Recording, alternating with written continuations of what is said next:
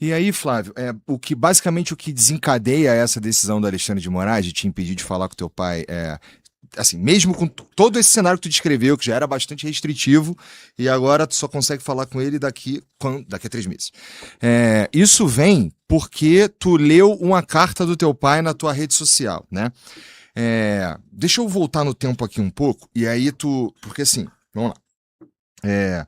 Quando rolou o julgamento do teu pai lá no STF, que todo mundo viu, ele foi se manifestar nas próprias redes sociais e o Alexandre de Moraes, ou sei lá, o STF falou, cara, não foi? Na verdade, o que ele fez? Ele mostrou a tornozeleira dele, que ele estava no evento que ele estava dentro do Congresso Nacional, com toda a imprensa filmando.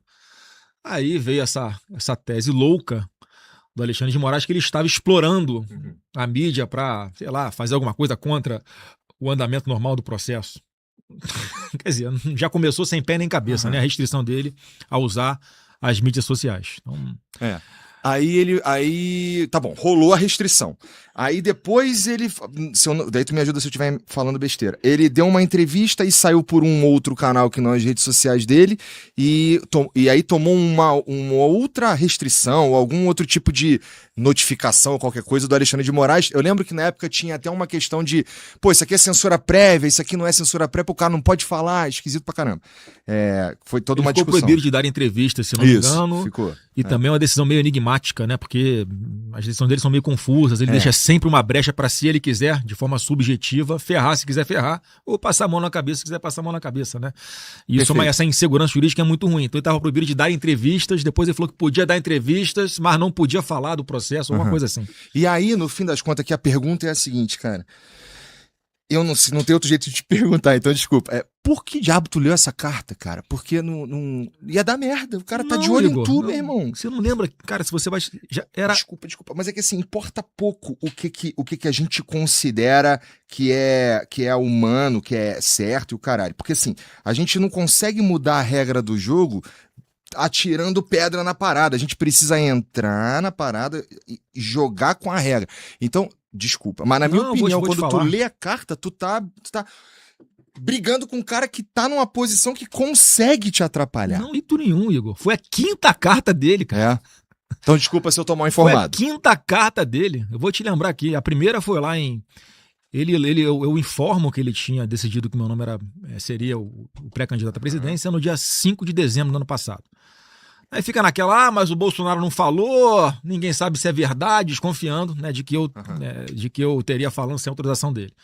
Aí no dia 25 de dezembro, ele fez uma carta e eu li, onde ele fala, né, que entregou a coisa mais importante na sua vida, que é o próprio filho, por acreditar, por ter confiança que vai conseguir resgatar o Brasil, tal. Eu li essa carta na frente da imprensa inteira, na frente do hospital. Nesse caso foi suave. Cara, mas assim, foi um alcance muito maior, porque estava a imprensa inteira. Vários canais de comunicação transmitindo ao vivo pelas suas próprias redes sociais. E assim, aí... Dessa vez aí não tem problema. E o que tu acha que aconteceu agora, então? Aí deixa eu te falar. Aí essa foi a primeira carta. Aí depois veio uma carta, eu não lembro exatamente a data, mas foi em março ou abril, ele falando da Michelle, para pararem os ataques contra a Michelle, tal. Depois ele fez uma carta falando da eleição em Mato Grosso do Sul. Ele escreveu uma carta também para Michelle por ocasião do Dia dos Namorados, né? Que ela postou, a Michelle botou na rede social dela, cara. E tudo, nada, a própria carta, e tudo normal. Aí quando ele faz essa carta agora, nesse momento, em que também tá todo mundo tentando especular, olha, o Flávio vai ser ou não vai ser, cara, você tá decidido, acabou. Ele faz uma carta para falar, olha, ele é meu pré-candidato, ele é meu porta-voz, e eu peço a união de todo mundo, que agora a hora é de todo mundo vestir a camisa e ir pra dentro, tirar o PT, livrar o Brasil do PT. Por que ele faz agora?